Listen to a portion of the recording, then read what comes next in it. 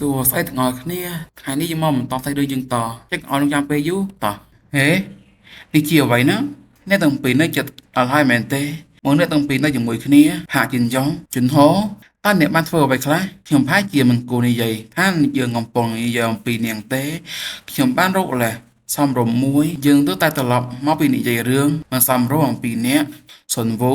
និយាយអមែនទេទៅតាមមានអ្វីខុសជាមួយកំណែនេះទេអីគេអ្នកបាននិយាយអំពីខ្ញុំមែនទេបើតើ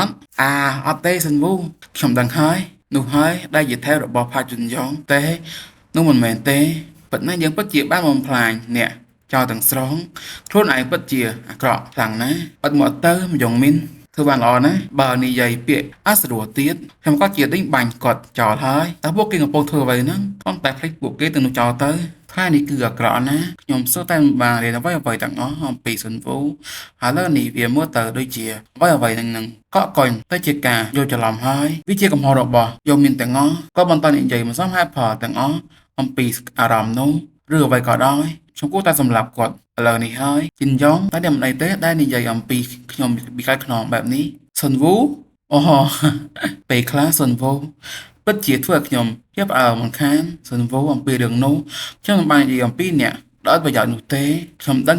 វាប្រហែលជាគ្រាន់តែជាខ្ញុំមានលេងសាច់ប៉ុណ្ណោះក៏តែបែបនេះខ្ញុំផ្លោះណាដែលឯងធ្វើបែបនោះទេជីនយ៉ងសំខាន់ជាងនេះទៅទៀតជីនយ៉ងជូនខ្ញុំទៅផ្ទះផងហេតុអីទៅហើយនេះគ្មានថ្លៃឡានក្រុងទៀតទេអូគ្រាន់តែគិតអំពីការឡើងផ្លូវឡើងភ្នំនោះធ្វើខ្ញុំខឹងរួចទៅហើយ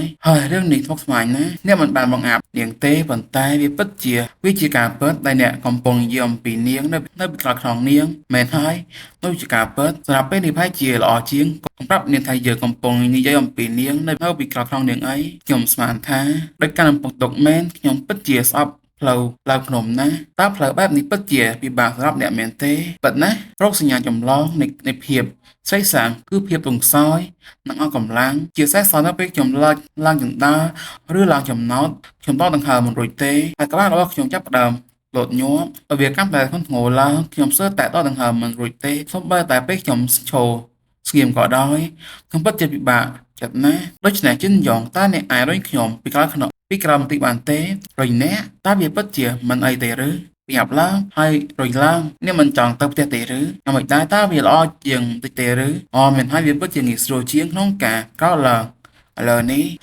ប៉ុន្តែវាដូចជារមាស់បន្តិចហើយវារមាស់ណាក្នុងងារប្រតិកម្មពេលមានគេប៉ះខ្នងខ្ញុំរឿងនេះពិតជាពិបាកណាជាមួយនឹងរឿងកំ pl ែងបែបនេះចុះបើខ្ញុំចូលទៅចិត្តស៊ុនវូបន្តិចទៀតនោះចិនយ៉ងតើលោកអាចរុញយឺតជាងនេះបន្តិចបានទេបើយើងកាន់តែមានផាសុកភាពនៅជាមួយគ្នាជាងពេលនេះជាខ្ញុំចោះស៊ុនវូតើអាចមានថ្ងៃណាមួយដែលខ្ញុំអាចលីស៊ុនវូនៅលើខ្នងរបស់ខ្ញុំហើយដើរតាមផ្លូវបែបនេះបានទេអស្ចារ្យណាផ្អែលល្ហែមខ្លាំងណាស់ត្រូវហើយជេសិនការគិតបែបស្រម៉ាស់ស្រម៉ាយបែបនេះគឺមិនអីទេមែនទេវាមិនមែនដូចជាខ្ញុំកំពុងដាក់ឈ្មោះរបស់យើងឬអ្វីផ្សេងទៀតទេច្រើនណាស់នេះពិតជាគួរតែល្អការស្មោះស្ម័គ្រគឺឥតគិតថ្លៃយ៉ាងណាមិញជីនយ៉ងខ្ញុំបាននិយាយឲ្យរុញយឺតអ្នកអាចធ្វើបានខ្ញុំហត់ដង្ហើមខ្លាំងណាស់ខ្ញុំមានអារម្មណ៍ថាខ្ញុំរៀបនឹងសន្លប់ហើយខ្ញុំសុំទោសខ្ញុំបានសេះស្ទើមួយផ្លេតតែអស្ចារ្យណាស់កន្លែងនេះទស្សនភាពនេះពិតជាស្អាតណាស់វាមានអារម្មណ៍ល្អនិងបើកចំហដូច្នេះស៊ុនវូរស់នៅក្បែរកន្លែងបែបនេះស្អីគេមានកន្លែងបែបនេះនៅចិត្តផ្ទះខ្ញុំទេខ្ញុំគ្មានគំនិតអ្វីទេពិតមែនទេនេះជាលើដំបូងហើយដែលអ្នកបានឃើញវាស៊ុនវូមែនហើយវាមិនមែនជាកម្ពស់ប្រភេទដែលនៃជំងឺស្អីស្លាំងរ៉ាំរ៉ៃអាចមាននោះទេពិតណាស់ហើយដោយសារតែអ្នកខ្ញុំជិតស្លាប់ហើយខ្ញុំនៅតែត្រូវទៅផ្ទះវិញចង់ស្លាប់ខ្ញុំពិតជាសំទោសណាស់ចាប់តាំងពីអ្នកបានបង្ហាញបែបនេះមកខ្ញុំនឹងឲ្យវាស្អាតណាស់អារម្មណ៍របស់ខ្ញុំមានបាននិយាយថាគាត់មានអារម្មណ៍ចំពោះស៊ុនវូអំពីអ្វីមួយដែរមិនបានបើខ្ញុំពិតជាមិនដឹងថាអារម្មណ៍នោះជាអ្វីទេប៉ុន្តែស៊ុនវូការគិតតែថាលើនេះអ្នកគឺជាមនុស្សតែម្នាក់ក៏តែខ្ញុំអាចមើលឃើញប្រហែលជាមានអ្វីមួយដែលទាក់ទងនឹងអារម្មណ៍មិនសប្បាយចិត្តនោះ ហេសិនវូវាជាការពិតដែលខ្ញុំកំពុងនិយាយអំពីអ្នកជាមួយគយងមាននៅពីក្រោយខ្នងរបស់អ្នកកំពុងនិយាយរឿងមិនសមហេតុផលអំពីខ្ញុំមែនទេប៉ទេអត់ទេខ្ញុំមិនបាននិយាយរឿងនោះទេវាគ្រាន់តែកើតឡើងទីបន្តិចប៉ុណ្ណោះហើយបន្ទាប់ពីខ្ញុំបានដឹងថា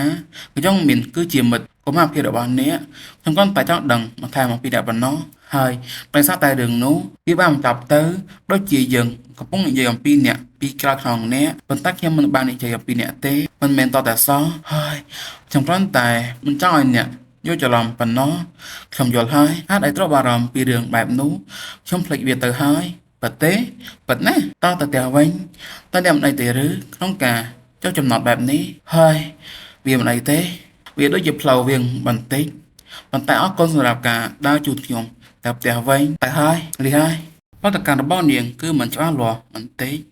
ចេសិនខ្ញុំមានការសង្ស័យខ្ញុំឆ្ងល់ថាតើវាពិតជាចាំបាច់ណាស់ក្នុងការ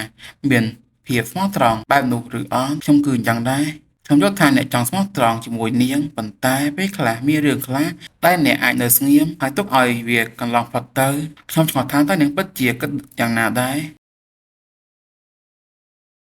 ខ្ញុំគ្រាន់តែចង់ដឹងបន្ថែមអំពីអ្នកប៉ុណ្ណោះហើយពេលខ្លះជិនយ៉ងពិតជាធ្វើឲ្យខ្ញុំភ្ញាក់ផ្អើលមិនខានហើយខ្ញុំហត់ដង្ហើមហើយ